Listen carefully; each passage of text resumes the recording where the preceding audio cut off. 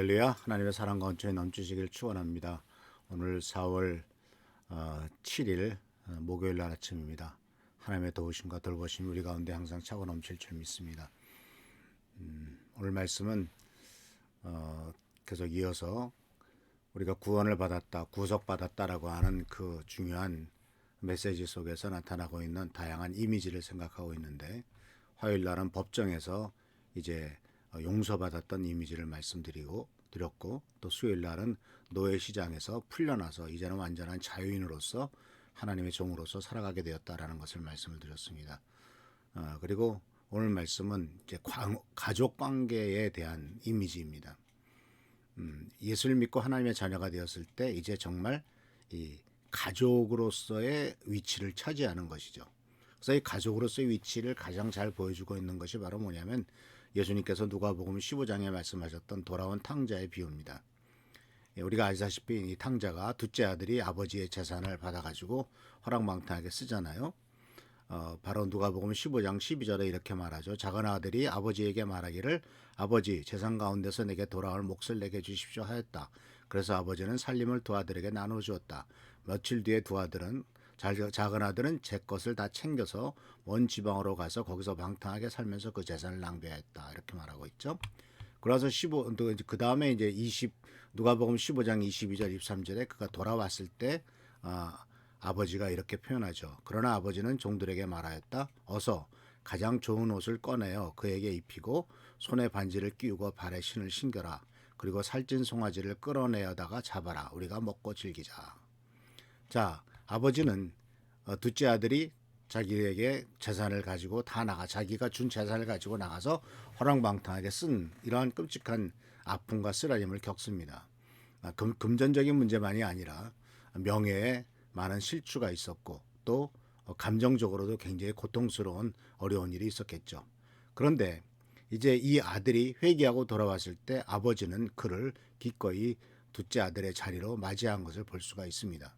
우리가 알다시피 이 둘째 아들은 그가 아버지에게로 돌아가려고 했을 때 그는 감히 자기가 아들이라고 하는 자리를 계속 유지할 수 없고, 또 아들이라고 하는 그 위치를 자기가 주장할 수 없다는 것을 인정을 합니다.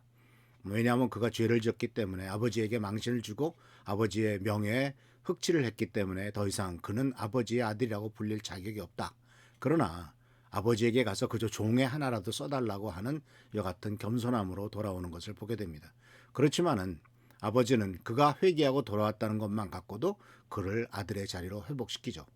여기서 중요한 것은 바로 아버지의 사랑이 그 아들의 자리를 회복시켰다는 겁니다. 이 아들이 회개하고 돌아왔다는 것 자체가 중요하지만, 그보다도 더 중요한 것은 이 아버지는 그 아들을 기꺼이 맞아들이기를 원했다라는 것이죠. 그래서 이와 같이 이 말씀에 대해서 고린도후서 5장 19절에서는 누가복음 15장에 나왔던 예수 그리스도의 돌아온 탕자의 비유를 이렇게 해석을 합니다. 곧 하나님께서 사람들의 죄가를 따지지 않으시고 화해의 말씀을 우리에게 맡겨주셨다. 이렇게 말씀하십니다. 그러니까 이 예수님께서 돌아온 탕자의 비유에서 나타냈던 아버지는 둘째 아들의 죄가를 따지지 않았다는 얘기. 너무 잘못했지, 어떻게 이럴 수가 있냐, 그런 이야기를 하지도 않고, 사람들의 죄가를 따지지도 않고 그 아들에게 이제 다시 아들로서의 역할을 감당할 수 있도록 기회를 주었고, 또한 그와 같은 능력을 부여하셨다는 겁니다. 화해의 말씀을 우리에게 맡겨주셨다라고 하는 것은 바로 우리들이 하나님의 화해의 말씀을 전할 수 있는 능력이 없죠. 왜냐하면 우리들은 죄인이기 때문에. 그런데 하나님께서는 우리를 당신의 아들로 삼으셔서 이제 하나님 아버지의 아들로서 하나님이 원하시는 일, 바로 그것이 뭐냐면 이 세상이 하나님과 화해하기를 원하는 것. 즉 이 세상이 예수 그리스도의 보혈의 능력을 믿고 하나님과의 관계 속에 들어오기를 원하는 이 주님의 뜻을 깨닫고, 그 주님께서 우리들에게 바로 그와 같은 일을 맡기셨다라는 것입니다. 그러니까 돌아온 탕자의 비유에서도 아버지는 둘째 아들이 이제 아들의 자리를 다시 회복해서 아들로서 아버지의 역할을 계속 이어가기를 원하고 있었던 것을 발견하게 됩니다. 그냥 아들이 됐다는 것으로 끝나나요? 그게 아니죠. 아들이 됐다라고 하는 것은 아버지의 역할을 이어간다는 뜻입니다. 또 아버지께서 하시고 싶은 일들을 이어서 그 일을 감당한다는 뜻이 있죠.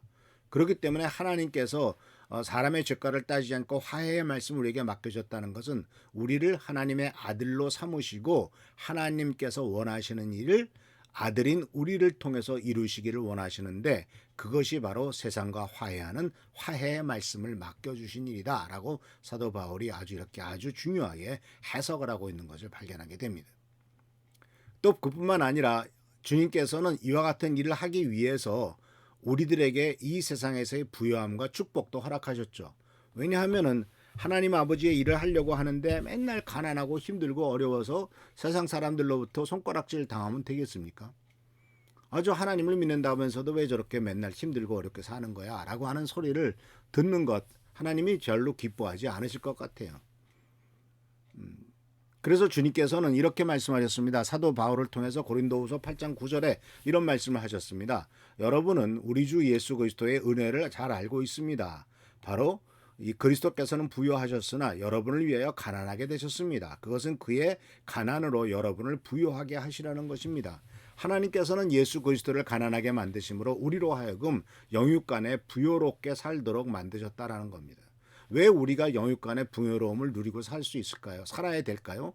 그것은 바로 그 부요로움을 통해서 하나님의 위대한 일을 하기 위함이다라는 것입니다. 우리가 부유해져서 이 세상에서 잘 살고 잘 먹고 잘 살기 위한 것이 하나님의 목적이 아니고, 물론 그것도 필요합니다. 그러나 그것이 완전한 하나님의 목적이 아니라 우리가 이 세상에서도 하나님의 자녀로서 승리하는 삶, 축복된 삶을 살아가면서 하나님께서 하나님의 자녀를 어떻게 돌보시는가를 세상 사람들에게 보여주기를 원하고 계시다라는 것입니다. 그래서 둘째 아들의 경우를 한번 생각해 봅시다. 이 둘째 아들에게 그 아들의 회복은 모든 권세가 회복됐죠. 아들로서의 자격이 회복됩니다. 동시에 아들로서의 자격의 회복은 재정적인 권세도 회복되는 것을 보게 됩니다. 반지를 끼라고 하는 것이 그런 의미가 있죠. 너는 다시 나의 상속자다라는 뜻이 있습니다. 그리고 모든 권세가 있다라는 뜻이죠. 반지를 끼워준다는 것은. 그러니까 돈을 받아서 허랑방탕하게 다 쓰고 없애버렸지만은, 그러나 다시 한번 하나님께서는, 아버지께서는 둘째 아들에게 기회를 주시고 회복시키시는 것을 발견할 수가 있습니다. 만약 둘째 아들의 자기는 자리는 회복해줬지만 너에게는 더 이상 유산이 없다, 너에게는 더 이상 물려줄 게 없다 이러고 한다면 사실 뭐 종이나 뭐 다를 게 있겠습니까? 그런데 아버지는 그렇지 않고, 그가 비록 둘째 아들이 죄를 짓고 아버지의 재산을 허랑방탕하게 다 써버렸다 할지라도 다시 한번 그가 그 자리에서 일어날 수 있는 기회를 경제적인 분야에서도 회복시켜 주시고, 또 그의 위치와 그의 명예와 그의 또 기쁨과 이 모든 것들을 회복시키셔서 진짜 기쁜, 진정으로 회복된 가족 관계를 이루기를 원하셨더라라는 사실이죠. 그래서 사랑하는 성도 여러분, 예수님이 십자가에 달려 돌아가시면서 우리들을 위해서 희생하신 이 모든 그 은혜는 바로 우리들로 하여금 하나님과의 관계가 완전히 회복돼서 이제는 모든 축복과 은혜를 당연하게, 아주 당당하게 누릴 수 있도록 하기 위한 것입니다. 그래서 이와 같은 것을 깨닫는 것이 굉장히 중요하죠. 사도 바울은 고린도전서 2장 2절에 이런 말씀을 했습니다. 나는 여러분 가운데서 예수 그리스도의 곧 십자가에 달리신 그분밖에는 아무것도 알기 않지를 원했습니다. 작정했습니다. 그것이 가장 귀중하죠. 또 이것보다 더 귀중한 바로 지식은 없다라는 것을 사도 바울이 고백하고 있는 것을 보게 됩니다. 그래서 사랑하는 성도 여러분, 우리는 이제 하나님의 아들로서, 하나님의 딸로서 이런 모든 어두움 세력을 물리치고 우리는 승리하는 삶을 살아갈 것입니다. 하나님의 놀라운 축복과 은총과 은혜가 우리 가운데 넘치게 된다는 사실을 기억하시면서 참 회복된 가족관계 속에서의 그 자녀로서의 위치와 자녀로서의 기쁨을 누리는 우리 귀한 성도님들 되시기를 축원합니다. 기도하겠습니다. 오늘도 주님의 은혜와 은총 가운데서 귀한 하루가 시작됩니다. 간절히 간구하고 얻고 나오는 이들을 불쌍하게 해주시고 주님의 축복과 은총 가운데 승리하며 은총을 누리는 우리 모두가 되도록 인도하여 주옵소서. 오늘도 함께 하시고 지켜보살펴 주시기를 바라옵고 예수 그리스도의 이름으로 축복하며 간절히 기도하옵나이다. 아멘. 하나님께서 오늘도 함께 하신 것을 축복합니다. 또 계속해서 우리 한은선 선생님, 또 우리 이금아 권사님 속히 코로나 바이러스에서 나을 수 있도록, 또 후유증 생기지 않도록 기도해 주시고, 우리 미랄교회 성도들 한 명도 후유증 없이 또 걸리더라도 속히 낫고 코로나 바이러스가 속히 종식되도록 기도하는 여러분 되시기를 축원합니다. 하나님이 지키시고 보살피실 줄 믿습니다. 할렐루야 축복합니다.